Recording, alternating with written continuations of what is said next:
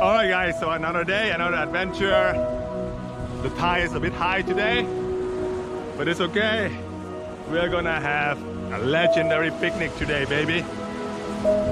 We have a ton of food. I'm gonna show you a magic trick.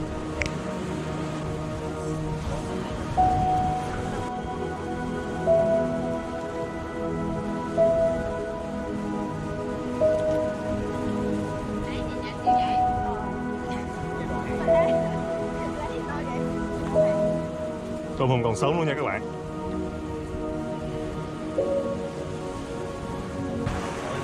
Fuck yeah, baby! Look at that. We're gonna eat all of this. We're gonna stuff ourselves real good today. I eat all these oysters, all these lobsters, all these clams, all these freaking squids, all these vegetables. Em kích thích không? Dạ. Kích thích chưa?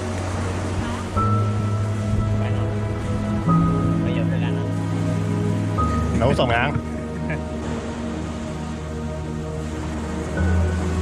So now we're gonna cook these bad boys up. I am fire. Alright guys, so we got our fire going right there. Now we are gonna start cutting the lobsters up, cook them up real good, put them over the fire, then we're gonna eat, baby. Alright guys, so when you want to open these lobsters up, you have to put a knife to the brain right here between the eyes. This way you want to kill them immediately. This is the most humane way to kill them. You don't want them to suffer too much. So, alright, so you put a knife through here, just firmly, through the brain. That's how you kill them. And you pull the knife down.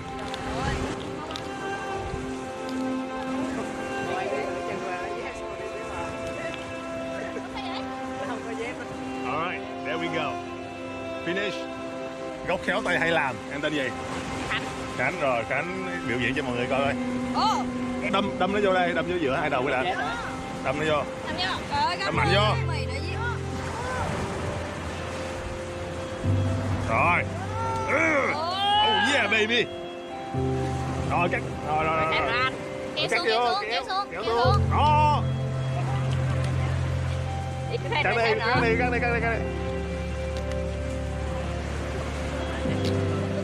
Trời, được quá.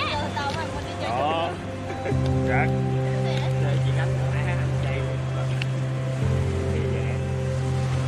Nó không có được thẳng lắm á. Sao? Oh, nice. Look at that. Cho mấy điểm đây, cho Khánh mấy điểm đây. 10 điểm. 10 điểm hả? Anh giơ lại đi anh. Rồi, ra rồi. Rồi, ok. Khoe nè. Cạnh đó. Rồi, bỏ ra. Tay quá. Bỏ này xuống. Để quay cái này. Đang nướng mấy con mực. Em đang nướng sò này là sò gì anh? Sò dương. Em không cần sò. Sò này đảm bảo với em là ngon gấp 10 lần sò lông luôn á. Vậy hả? Em ăn bao giờ chưa? Ủa nhưng mà sò dương em nhớ nó to lắm mà. Sò này sò thiên nhiên. Alright guys, so we're gonna lobster going right here. Later we're gonna put in some passion fruit and butter sauce, my special sauce over here, and we're gonna eat them. Are you hungry? Alright guys, we're gonna get the sauce going for the lobster right here. Nothing crazy, just garlic, butter, lime, and then some chilies. Alright, we're gonna melt this butter up real good. Butter right here, some garlic. Adding some chili. Alright, add in some coriander here. Now we're gonna add in some sugar. Salt.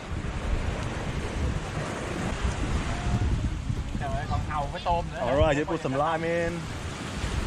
Anh ơi, em nghĩ bây giờ anh bắt đầu đi lấy phân củi đó, nó hết ấy rồi. Hết củi rồi. Cái giáp.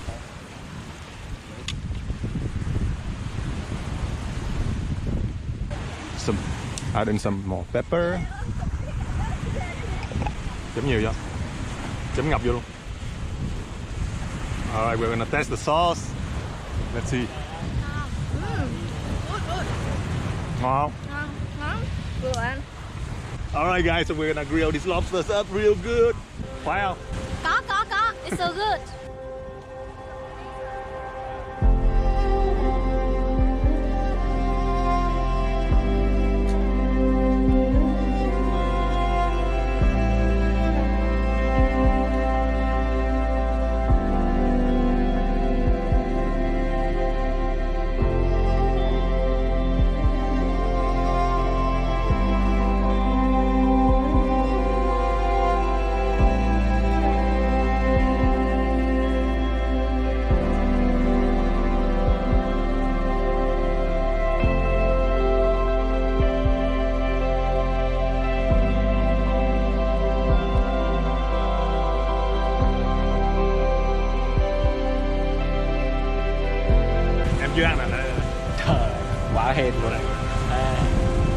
cái này nè. Món gì nè? Món tôm hùm. Cắt tôm hùm nè. Ngon. Nó ép miếng với. Ngon quá. Cái đó là gì, gạch hả? Ngon vậy. Chơi ăn dụng gì? Ngon lắm. Ăn dụng không? Đâu, toàn ăn cơm thừa canh cặn ở đây không chứ có ăn dụng Nó nào chị đâu. đang mới dám ăn nè. Ngon vậy. Em ăn thử đi. Có sẵn sốt rồi. Sốt này, chơi sốt này nè. Ngon quá. Má phê. Ngon hả?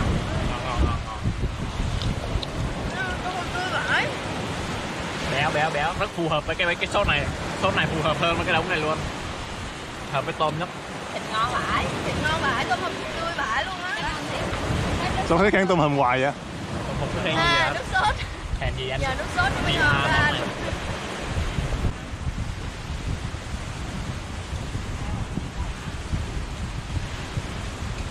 Cái gì nào nó chín là mình bỏ phô mai cho hả?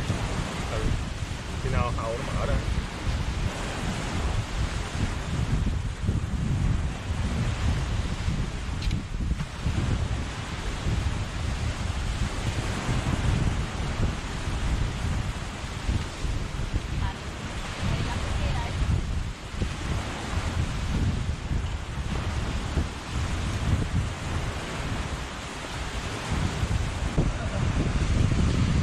Nguyên. Chiếc nguyên. Đầu bếp. Test thử. Chiếc. Test thử.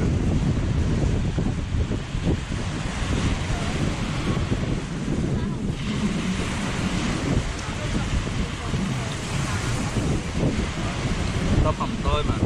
Sốt tươi. Ngon. Còn vậy đành đạch luôn. Nó cái này đâu phải là tươi đâu, nè sống luôn à. Tươi sống. Tươi, này là sống nhăn luôn.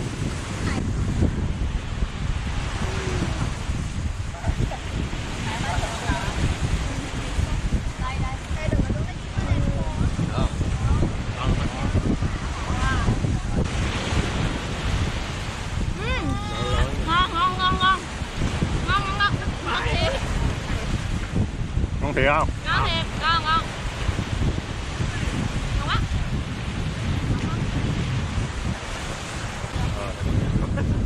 Ăn được hay chưa? Chưa giờ ăn nè.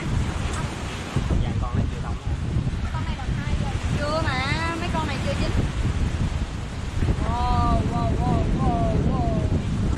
Liên em giới thiệu cho mọi người coi em đang làm trò gì đây? Nướng hàu phô mai. Hàu phô mai hả? Nhưng mà có vẻ nó vẫn ngon. Ngon không? Ngon. Thôi được rồi, tí nữa ăn là biết rồi gì. Em thấy hàu sao thì em? Tươi, ngon anh. Ngon hả? Không cần chế biến nhiều. Không cần chế biến nhiều. Tắt thôi. So với tôm hùm thì sao? Cái nào ngon hơn? Chắc 1,9 1,10. 9 và 10 à? Alright guys, so we just finished eating. We're gonna clean up the whole beach right now, and the girls are going for the Instagram pictures, gonna take some pictures. I'm gonna stay and clean up the beach. So I'll see you guys in a bit. Rồi em thấy món nào là ngon nhất? Khôn vậy? Sao không nói? Sao không nói món thịt heo là ngon? À đâu, thịt heo giờ cũng bắt rồi. Sao không nói? Sao không nói món cà dẻ dê là ngon nhất đi? Cà dẻ cũng ngon mà, sao xài xệ nó vậy? Ngon mà, ngon mà. Alright guys, so that's the end of the video. The guys are now on their way to the airport so they can fly back to Ho Chi Minh and they are going to work tomorrow. Woohoo! If you enjoyed this video, give this video a thumbs up, leave a comment, and tell me what you think. If you are new here and you like what I'm doing, then hit the subscribe button and welcome to the Savage Dragons Club. And let's be savage together, baby. I'll see you guys in the next videos. Until then, take care and goodbye.